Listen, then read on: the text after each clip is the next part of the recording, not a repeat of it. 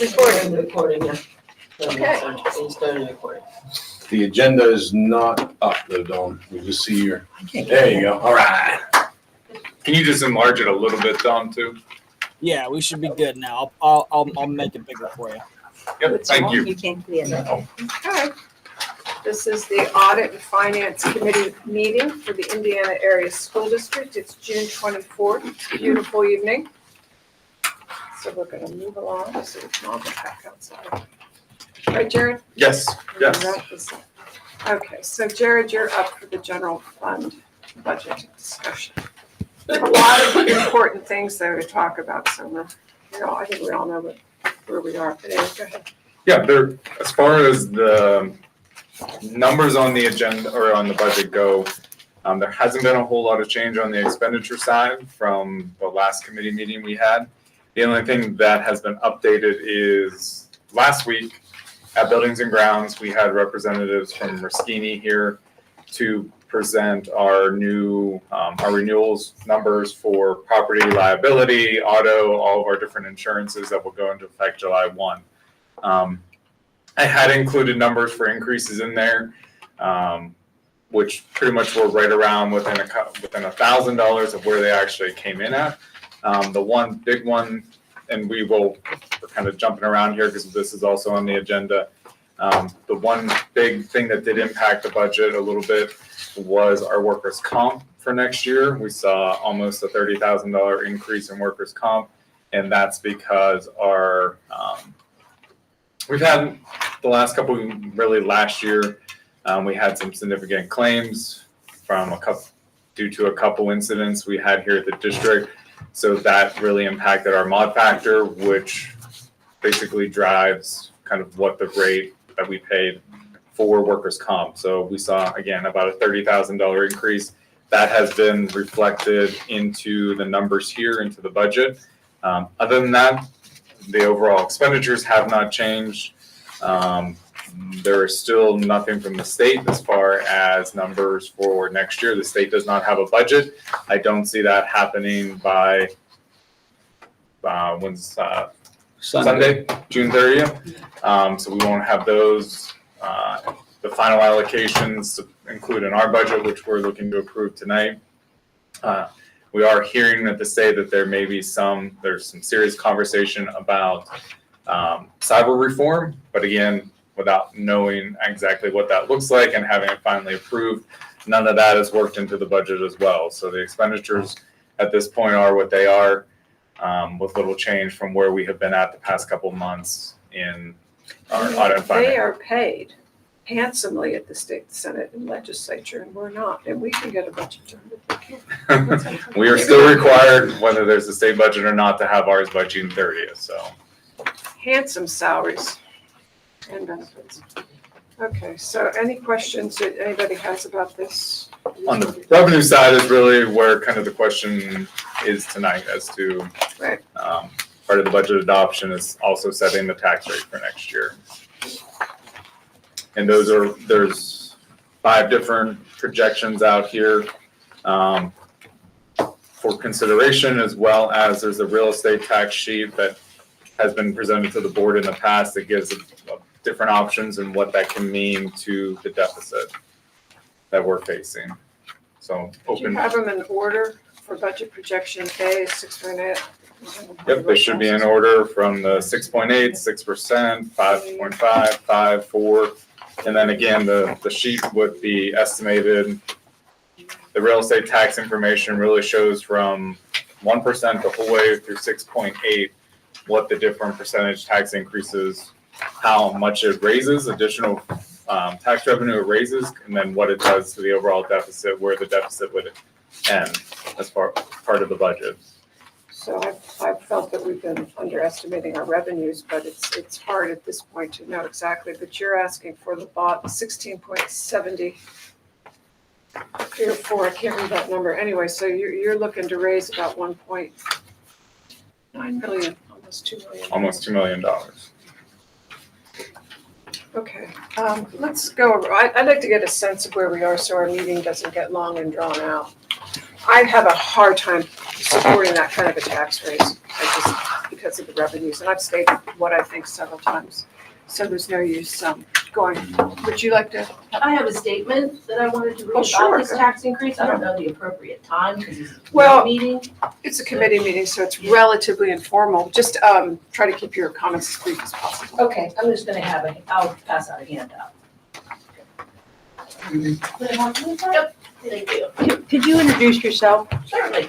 My name is Jill Sweeney. I live at 936 Church Street in Indiana. So I'm gonna, We'll keep it to no more than 5 minutes. oh, it won't be. Because we only have about an I'm just hour. gonna read this and, Thank you. Just wait till we get it, okay? okay, she'll get you. There you Need go. one? That's just the people on Oh, I Thank see. you. And at the very bottom, you can see I've obtained my data from school district websites, right-to-know requests, Pennsylvania Department of Education website, and censusreporter.com. I am requesting no tax increase for the 24-25 year, and instead request that there be a reduction in expenses and use of the fund balance to balance this budget. During the 5 years, 2018-19 through 22-23, the board has generated $7.3 million in excess revenues over expenditures. Each year, revenues exceeded expenses. The district has accumulated $8.7 million in their general fund and has added $5.4 million to your capital projects. The current fund balance is 13.7%. The 24-25 year is the first year for all your staff to participate in the high deductible healthcare plan. This should result in lower health costs in the future. The 24-25 year will be the last year for your Horace Mann School. Savings from closing the school are projected at $631,000. That's per your 708 hearing that you held on 2/26/24.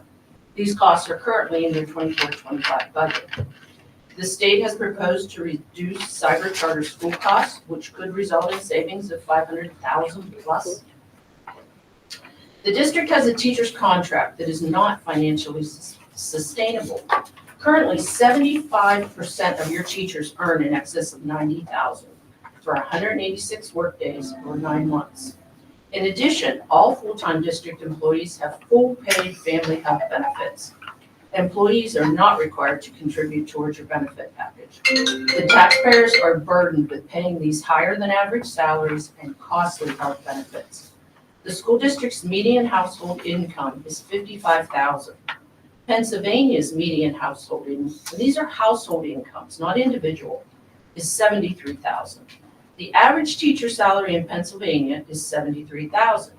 The average Indiana teacher salary for the 24-25 year is $93,000, $20,000 above the state average, with guaranteed future salary increases. This district is paying their 214 teachers $4.28 million more than the Pennsylvania average teacher salary. The 24-25 teacher salary increases range from $1,725 to $7,210. A newly hired teacher could see average salary increases of $5,000 a year for 12 years with your short 10-step salary schedule. The school board has entered into a teacher's contract that is not sustainable and is requesting the taxpayers to pay for these salary and benefits that are far in excess of what the community can support. With the rise in food prices, housing, and utilities, along with other expenses, families are already stretched to the limit. This tax increase may force residents to leave the area due to their inability to pay their taxes or pay their rent, which usually increases when real estate taxes do. There is no evidence to support that paying teachers more will result in improved success for students. The Mars Area School District has a 20-step teacher salary schedule that has lower salaries than the Indiana School District's 10-step teacher salary schedule. Yet Mars reports higher test scores than Indiana. Mars' average teacher salary is $71,000 compared to Indiana's average teacher salary of $93,000. Mars PSSA and Keystone test scores are 9 to 15% higher than Indiana. In addition, Mars School District's average per student cost for the 24-25 year is $15,000. Indiana's average student cost is $21,000 per student. Indiana Area School District is spending more but not realizing improved student achievement. Raising taxes to pay for the teachers' higher than average salaries and rich benefits when they aren't improving the education of students is not acceptable. Please pass a budget that is more conservative and respects the income limits of the taxpayers in this community by eliminating any real estate tax increase for the 24-25 year. Thank you. Thank you very much. Well, that was very thoughtful. You've done a lot of research on that. Thank you. So, anybody else would like to have a comment? Thank you. It's always nice to have guests in the room, so we Waiting for appreciate you. They don't have to respond. Okay, Yeah, this is a committee meeting, not a board meeting. So yeah, it so can be a it's- conversation. yeah, we can have a conversation. We have an hour for this meeting tonight, and then we have to go into executive session. I started out, when you raised your hand, by saying, I don't think we've projected our revenues adequately. But it's a projection. It's like the stock market. You don't know what the projections are going to hold true or not. You know, it's a little bit of a horse race. I just feel that we're being a little bit overly conservative on the revenue side, and I think in the future we could be a little bit more progressive on the expense side, perhaps. We've worked hard at getting the district to where it is, so we're very proud of that, and we have a nice capital budget that we're going to talk about tonight as well. So I'd like to go around the room. We'll start with Sue, since she's on my right, and go around Heiklin, Tom, and then we'll hit and see if we can come to some sort of an agreement at this meeting. I've said that I'm not going to go for the full Monty. I don't think it's fair to the taxpayers, our key investors. And I've been a little alarmed lately about what's happening in our community. The Ramada ends up for auction sale. You have the apartment I think it building. started today, I actually. think, it's this week. And then you have the apartment complex that's down by the Chamber on that block down on the west end, near the old West End Sunoco. You have that, I believe, going into foreclosure. And a lot of it goes back to the status of the university. I forget the exact address. It's but it's right there by the stream. So that's my comment. Sue, would you like to say where you are on this? Sure, yeah, I really wish we didn't have to raise taxes. I'm a taxpayer, as we all are, and the district as well. But unfortunately, both our business manager and our superintendent have made it clear that we're in trouble and we need to fix it. I don't like going the full 6.8. I could support a 5.5 in that range. I don't know what else to do. I mean, it's been so many years since we've had any tax increase, and now. Okay, so 5.5, let's all be on the same page here. Yeah. Raises 1.5. Correct. And that would be about $137 for a $159,000 Make home. sure they have this sheet, Correct. please. Jared, am I reading that correctly? Yes. $137 a year on a $159,000 home. Yeah, I mean, I feel like our hands are kind of tied in this situation, and I don't know that I would vote for less than 5.5. Quintina? I have a clarifying question. Wasn't taxes raised slightly last year? Slightly. Yeah, okay. What was that? How many years before that? Right. What was it again? 2%. 2%. And then before that, 2% when was that? It was Last Well, we went 5 years without a tax hike. the 5 or I think 6. I think it I was thought it was 6. six. 6 years, we had nothing. I just have a hard time supporting the large leap to 6.8. I just can't do that to the taxpayers. And I'm aware that we're gonna have this conversation, as stated in the video, again next year if we choose not to do the 6.8.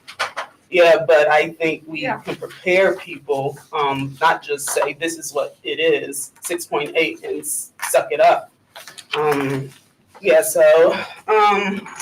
Is there a number that you could live with, looking at these the column that you're gonna be paying attention to is where it says. Right. I'm These are so small. between 4 and 5, honestly. That's where I'm at. So you wanna look at the percentage, that's column 3, we don't number our columns. Column 3, and then you go over to, Mhm.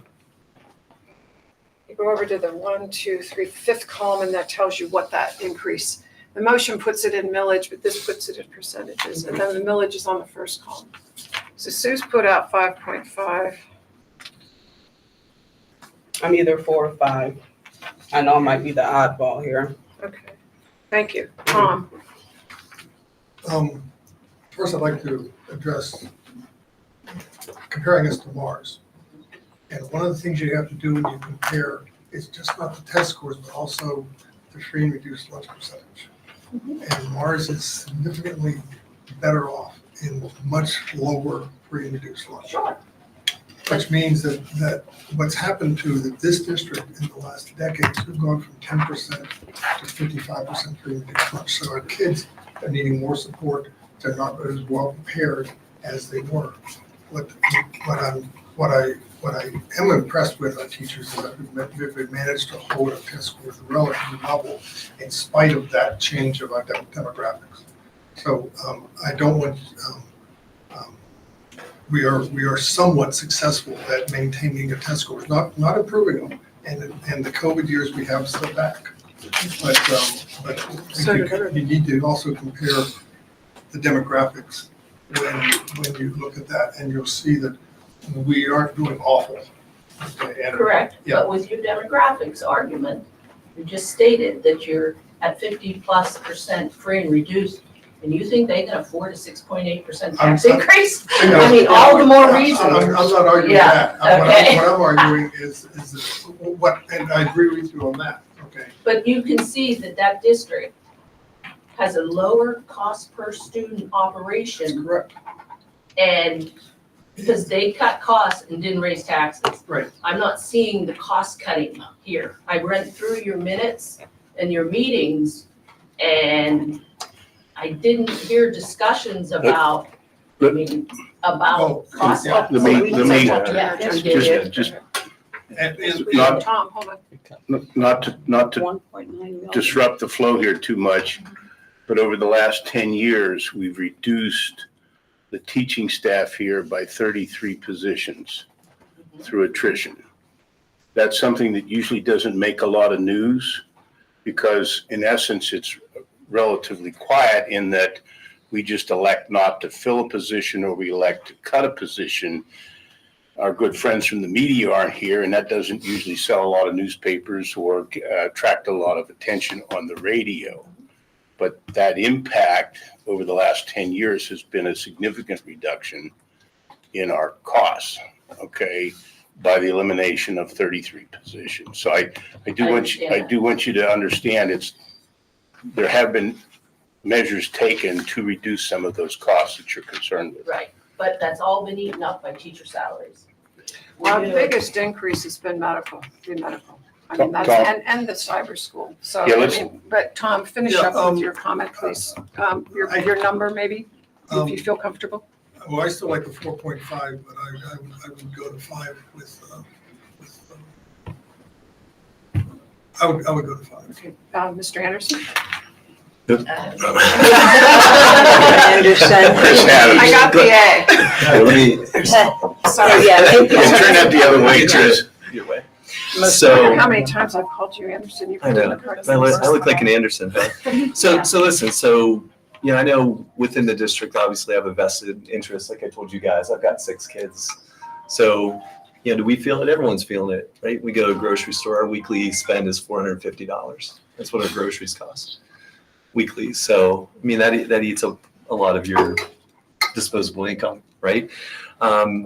And I do feel it too when I think about the people, the retirees out there as well. But I also look at our budget too, and the finance part of me sees like a $3.7 million deficit going into next year. Whether we can knock that out with proposed cyber rolling coming our way and the Horseman closure, which won't impact us next year, but the following year once it's officially closed. I think I could get on board with where I think Sally was at the 5.5%. Now that's Sue. Or Sue. Touche. I was trying to pass it What to did you. you say you can do? 5.5%. Oh, boy. It's a good thing we have nameplates. I know, right? This is what happens. Okay, You're is it my still turn? young, you wait. I know. Are you done? I'm done. It's all yours. The floor is yours. Anyway, and I'll look at you all and say, we're in a big hole. I mean, this district is amazing with everything that we offer for every child. Every child can find something they like. We have so many sports, and I know that doesn't have to do with education, but the truth of the matter is this is an amazing school district. And, 6 years, I think, or maybe 5 years, they went without raising taxes. You can't do that in a school district like this. So now our new board members, we feel like the bad guys because we're in a hole. As far as the cyber school goes, that we would love for them to just change that whole thing. That's been my banner I'm carrying for the cyber school. Those kids wouldn't even know if they're learning or not. It's a mess. And we will be spending how much next year on cyber school alone? $1.7 million, another change. 1.7 million on cyber school, maybe more, I don't know. But, I'm not gonna debate all this stuff, I'm just telling you that I think we need the 6.8. But I will cave with the 5.5, but we're gonna be in a mess next year. And you're gonna be back next year. Laid out pretty good. The money's there. You just need to figure out how to do it. I wish it was that easy. You're not in this seat, and you're not in that seat, and you're not in that seat. It's She's tough. been in it, so. It's tough. It's She was very business tough. manager for 31 years, so. Here in Indiana. Butler County. Where? And I- Get to the point where our teachers are so high paid. You approve that contract. You know what I mean? We're not gonna throw people under the bus, That's why with that. That's your problem. I mean, how did we get there? And then I when can't the last argue. contract came up, I'm very pro-teacher, so you're talking to the wrong Yeah, person. You should well- probably go to someone else when you're complaining I about think we're teachers. gonna bring people there too, but. Okay, Well, so- someone here is gonna say our Let's move teachers are along. paid too Let's much. I don't know. keep it moving. They always cut Your me off. comments, Doug. They do. No, I think looking, 39 highest. Because I can paid face you teacher and talk to you, and I'm not salaries in afraid to do that, and I'm getting cut off. Go ahead. no, I mean, looking at our finances, and I understand, the teachers are paid. But I think if you look at this district compared to most districts, we have more teachers, a higher percentage at the top of the pay scale than in most districts. Other districts have teachers leaving and going to different districts. Most of our teachers are hired and stay here. Well, your wife's a teacher, isn't she? Yeah, Okay. They- So- And I was a teacher as well. You have So- 10 steps. Not That's why here, they're but I at the was a top. teacher. but if you're looking at, I know one of the comments was made and that you handed out was that the district employees have paid full health benefits. Employees are not required to contribute towards the benefit package. The high deductible, that's what, $1,600? The teachers, It's 3,200 right now, with teachers paying half, the 1,600, so support pays a teachers. little bit less. Okay. I think one of the things going back is the cyber cost and the state budget. We're in a position that we have to have a budget in place by June 30th, but our own state legislators, even though they're supposed to have one in place by June 30th, they can let it drag on however long they want it, and we have no idea what could be in it for us.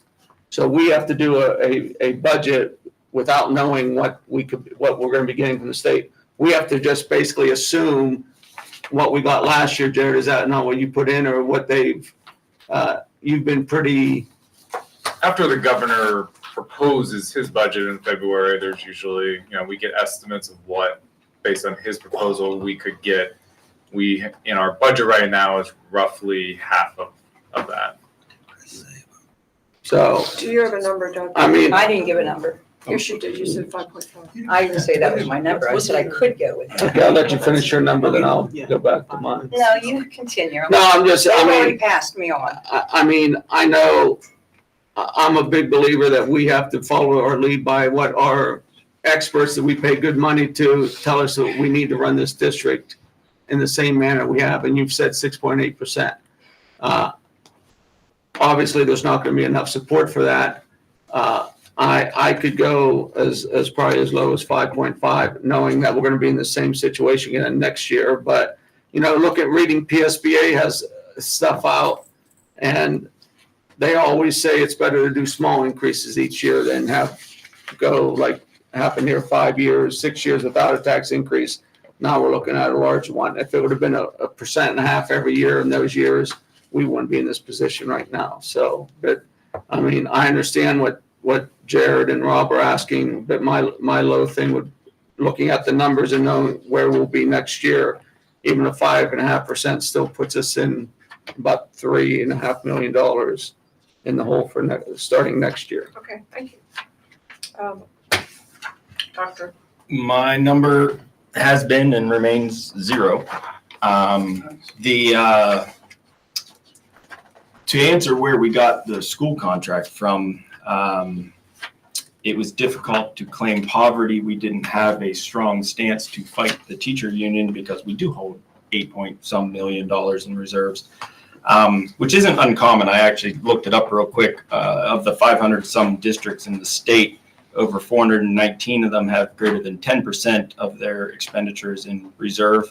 Half of them, 255, have greater than 20, and 55 school districts have greater than 40% in reserve. We're at 13.7, so we're in the majority, but that was looked at, you know, if you're going to argue against the teachers union, how can you do that when you're sitting on $8 million? We gave them less than half of what their requested raise was.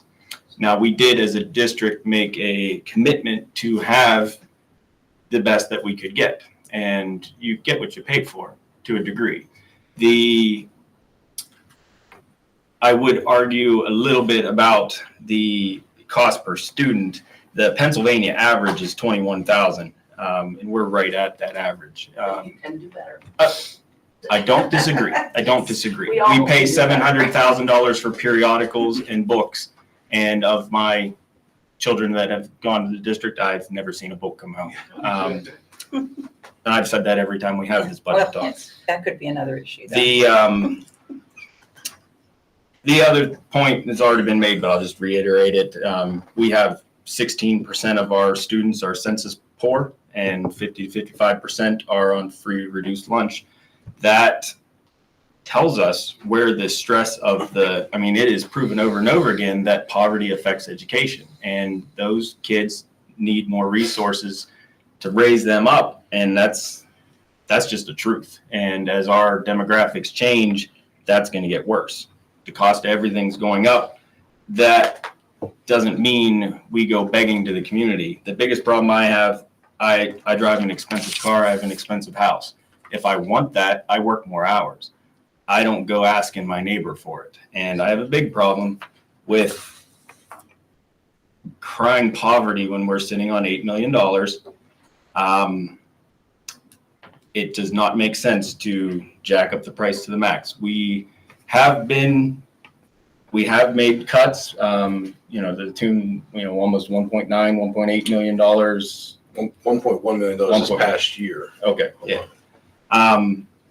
So there's been some movement in that direction. I personally think we can do better, and I think more effort should be on that side. So, thank you. 0. 0. Thank you, Walter. So one of the things that Rob and I were on the radio here the end of May and kind of discussed this. So IUP has lost something close to 7,000 students, okay? And that has triggered a change in the student housing, the commercial student housing. And we've been hit with a number of reassessments because when these properties are sold, they're sold for far less than what the assessed value is. That has a direct impact on our revenue stream. In addition to the impact that the reduction at IUP has had, the mall, I think, the Indiana Mall was assessed, I think, at one point around 20 million or $22 million, something like that. And they filed for a reassessment and it came in at around 8. Okay, so that's a 1/3. The value essentially it's been reduced. That money comes directly off of our bottom line. There was also the issue of the charter cyber, and I know Sally started to address this. It was 5 years ago that we had 90 kids involved in this cyber school, and we were spending right at about $750,000. We have approximately that same number of students involved. Because the cybers are essentially out of control, there are no state controls over what they can charge. We're going to spend $1.8 million. That's an additional $1 million that we have no control over. And if we don't pay that money, then the state will withhold it from our state allocation. Everybody here is aware of the issues with security.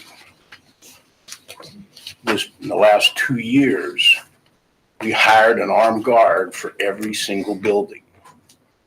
We also entered into a terrific program with the Indiana Borough, and they provide additional police support to all of the buildings in the district, including those in White Township. That costs us around $500,000. So when I add up $1 million in lost revenue, $1 million increase in a cost to the charter cyber that I absolutely cannot control. And the feeling that we got from the community was they wanted those armed guards, they wanted our children to be safe. My personal perspective, I hated to do it, but I would have hated even more had something happened and we didn't have that additional protection. So that's a $2.5 million impact that this board has absolutely, virtually no control over. That's really what's driving this issue. That's really why we are faced with the situation that we have to, if that $2.5 million was back in our budget, we wouldn't even be talking about a tax As increase. Dr. Schaefer stated, you're sitting on over 8 million, so Okay, 2.5 so is tough to make. so We believe it. okay, so one of the things in this is all public information, correct? Okay, so you're correct. Can we afford in this fiscal year not to have an tax increase and not go belly up? You're absolutely correct, sir. Okay. The question is, if that 8 million now goes to 4 million and we don't raise the taxes again next year, and it's another $4 million hit, assuming everything else is even playing field, then in 2 years, that fund balance is gone. Now, what happens then is we either raise taxes to stop that cascade, which would even be worse than what we're looking at now. And if we don't do that, at some point, the state will step in. Because if we go insolvent, they will send in the state receivers. We will all be gone. And quite frankly, you will have very little say because the state will simply say, we will right the boat regardless of what it takes. Now, that's not going to happen immediately. But the point is that at some point, when you look at the projections over the next 3 or 4 years, that's why we're talking about the tax increase at this point, even though we could afford afford the deficit for this year. The question is, what do we do after next year when it's gone? Is there any consideration to reopening that teacher's contract? You have got to get those salaries more in line with the state average. They would have to That agree. is what is killing you. You are 4 million over, and I'm looking at Butler, at IU4, that is Butler, Lawrence, and Mercer. They're nowhere near your salaries. So- And those places, especially Butler County, much wealthier. One would say they could afford the salaries. That doesn't mean they paid them. The big elephant in the room is salaries, because that is what drives your budget. We all know that. Salaries and benefits, about 80% of your budget. If you can't control those, all that other stuff is just irrelevant. And until you address the big problem, which is those high salaries, you have majority, 75% of your people over 90,000 in this community. That is just, Staggering.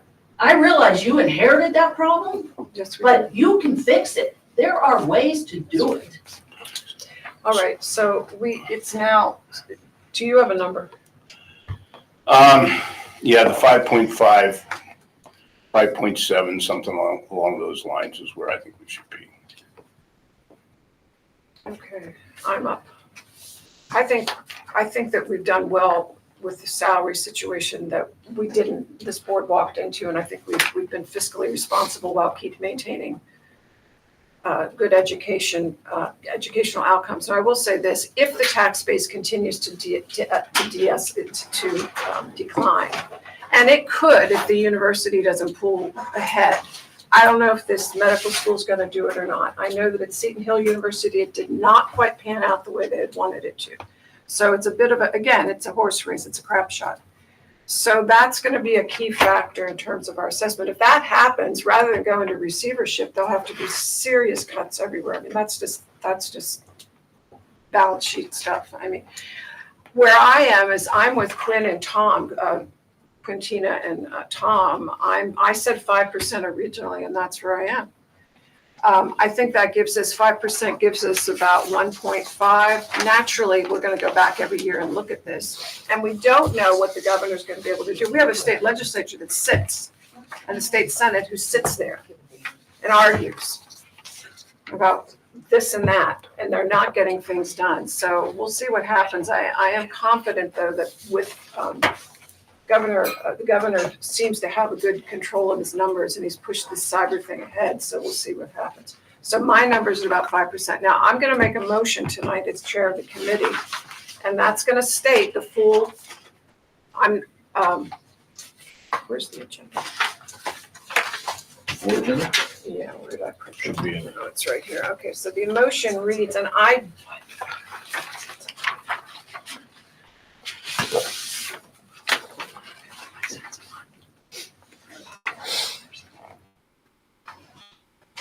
a tax on the real part of it, subsection C says a tax on real estate, which is hereby levied and assessed at a rate of 16.73 mils. If you go to this sheet, that's the full Monty.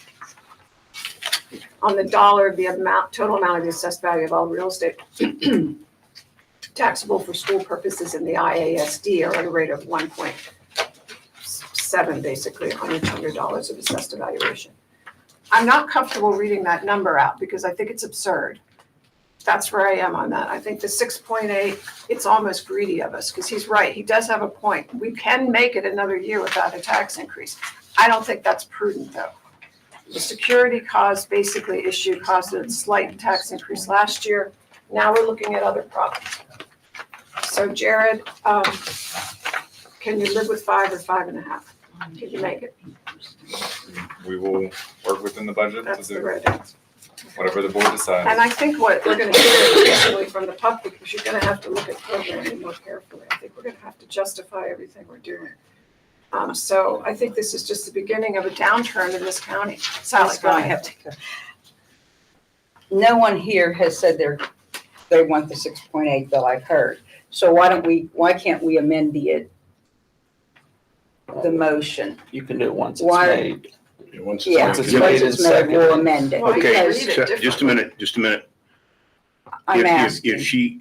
If you read the motion the way it is absolutely written, then Doug is correct, and you amend it. Right, If she reads the motion, that instead of the 16.74 mils, it is at, pick a number, 16.3 mils, whatever, then that's the motion on the table, and you don't necessarily need to amend it unless you don't have 5 votes to pass it. Does that make sense? So we have how many? So we've got a bunch of 5.5s that may be where we start. because anybody can amend. I mean, this could go on all night. That's just the parliamentary rules. But it looks like we have some consensus around 5.5%, which puts us at 16.53. Okay, so there's two ways to do it, Sally. You either come out with the number that you're gonna start with that's close to where you want to begin, or you come out with the top number and then amend it accordingly. And it doesn't really matter from a practical. It doesn't matter, but I think, why would we say the 6.8 when no one here said they would vote for it? I don't well, understand that. that's That's fine. exactly right. That's what I'm saying. And the committee's united around 5.5. That's Doug, Mr. Adams, and myself. So I'd rather see it at 5. I can go to 5.5, but you're going. Yeah. Oh, okay. So would there be an objection to me reading it at the 16.5? What'd you say, Doug? 16.53. If that's correct, Jared, yeah, so the 5.5 would be 16.53. Okay, we gotta move on here. I'm gonna wait 10 seconds for an objection and we're gonna move on. 1, 2, Hearing none? you move on, Jared. Yes, the next thing on there is the tax bill due dates for the 2024 taxes. I have reached out to all our 4 tax collectors, passed these dates through them.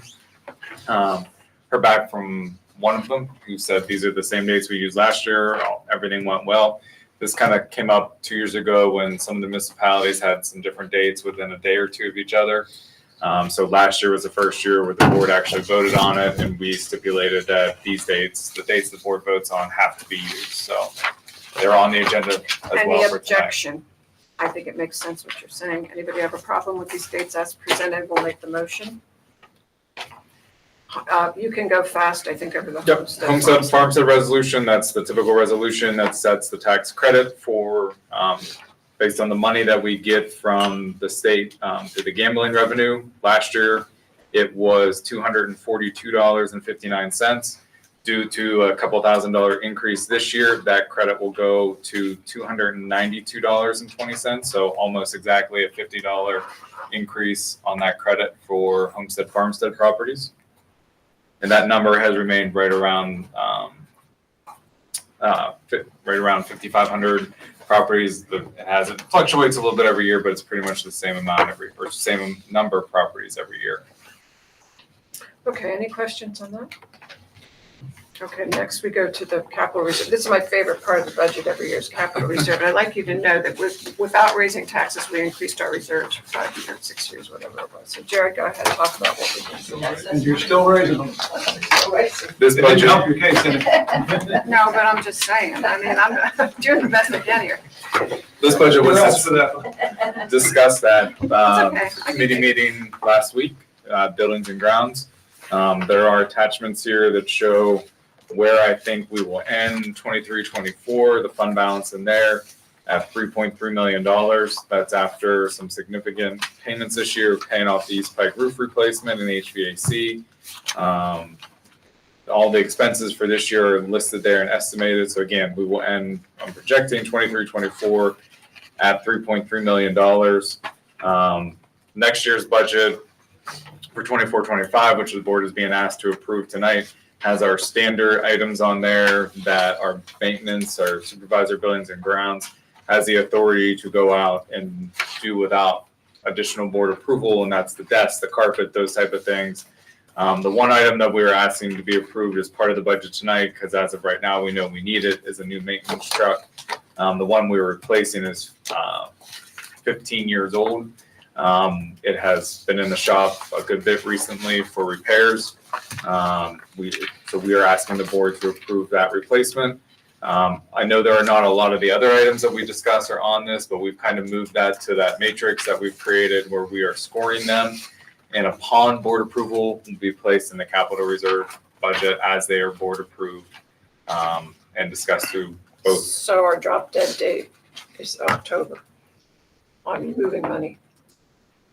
Yes, if there is any money in the 23-24 budget We typically, if we're going to move that to capital reserve, we do that in October. So we're Once betting we have on the the state final number. budget at this point, we don't know, but you keep that solid line item in there, what is it, 250? Every year? We keep a budgetary reserve in the general fund budget for Line. unexpected expenditures. That's my question. Okay, anybody have any questions about that? Hearing none, now we have another big item, and we've got to do it in a few minutes here, is our insurance renewals. Jared, you're up. Yes, there is a memo attached to the agenda tonight. Again, last week, we had Riskini at the Buildings and Grounds Committee meeting to discuss our insurance renewals, which is basically our liability, property, errors and omissions. The memo there, as you can see, has last year's cost of just under $310,000. This year, the 24-25 is going up to $358,000. The biggest increase in that is the nearly $30,000 for workers' comp, which is due to our experience. Again, we had a bad year last year, which is really driving that cost.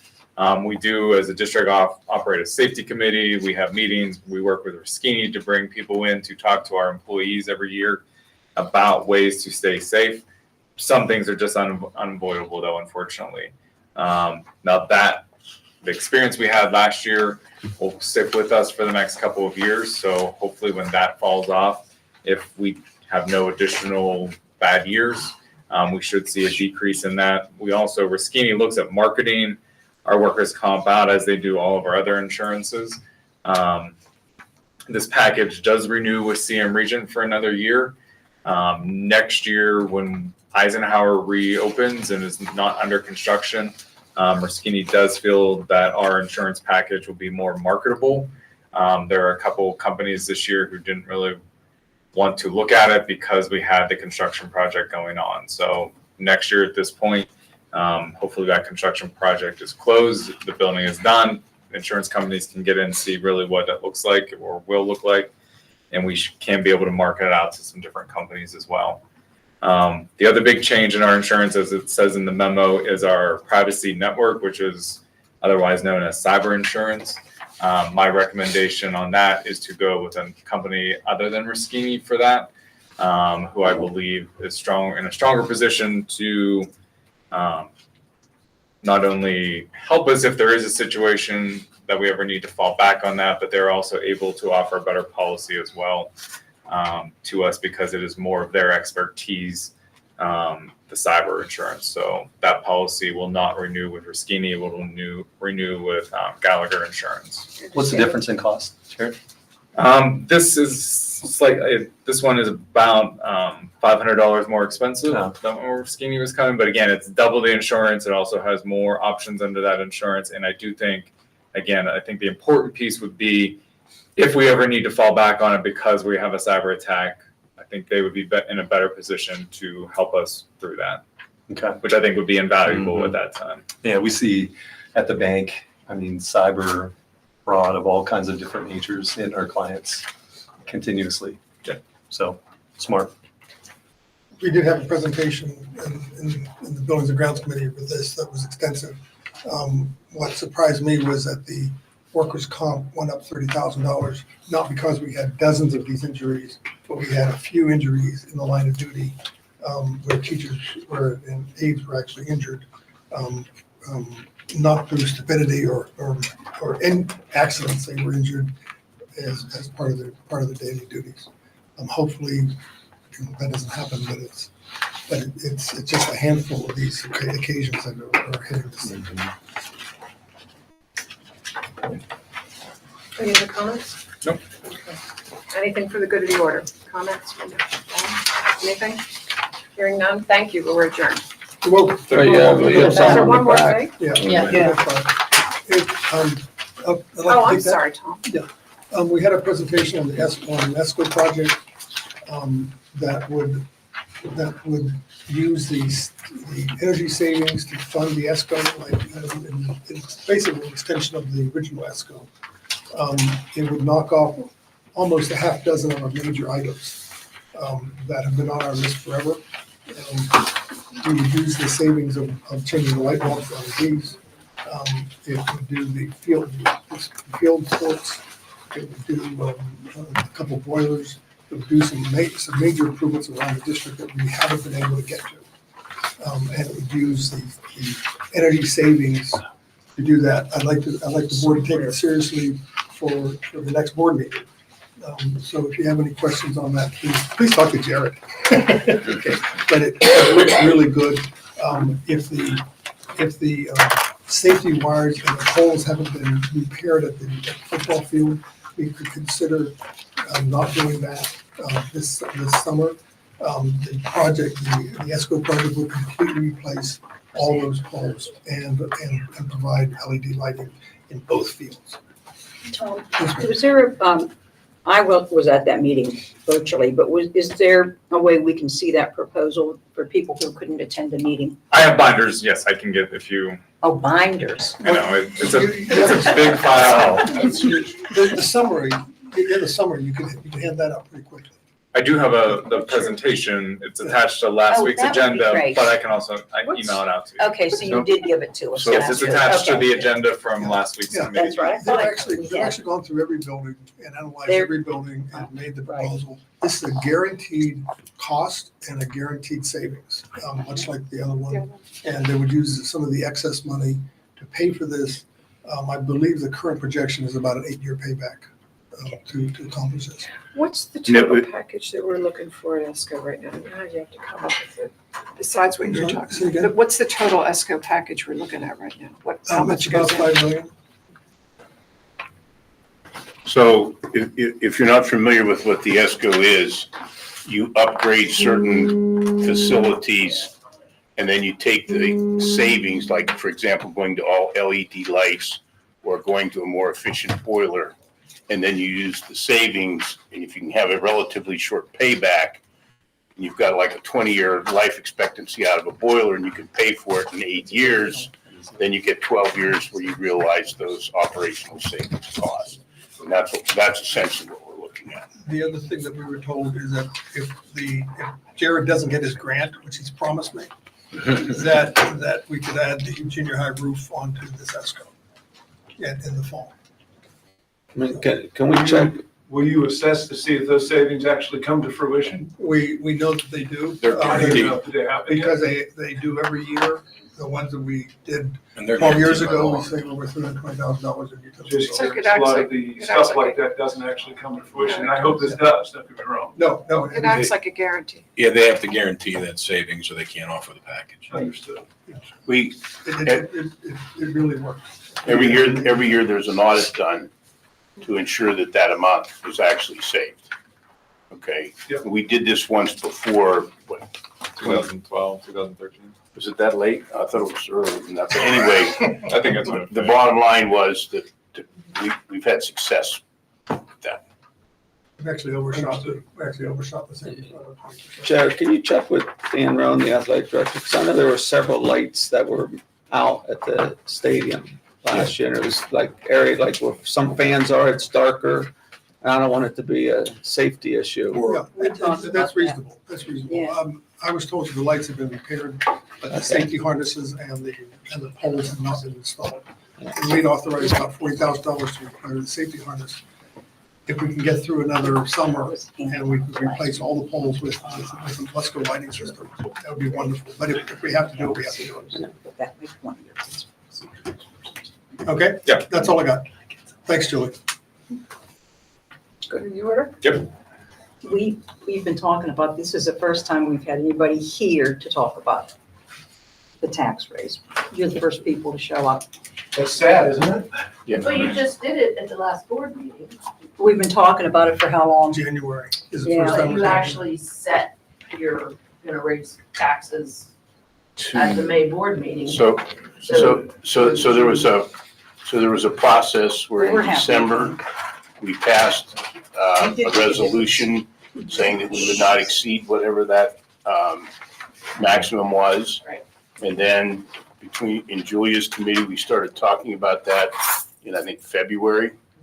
Okay, and continually talked about it. And then by law, we are required to pass that preliminary budget, I think that's the correct term, in May, because there's like a 30-day required window for the community to look at it before we actually pass the final budget for that year. And so it's been that kind of a Correct. process that really started in December, but really accelerated from February, March, April, and May. And I want to thank you all for coming out too. I do really appreciate it. We're adjourned, thank you. Thank you.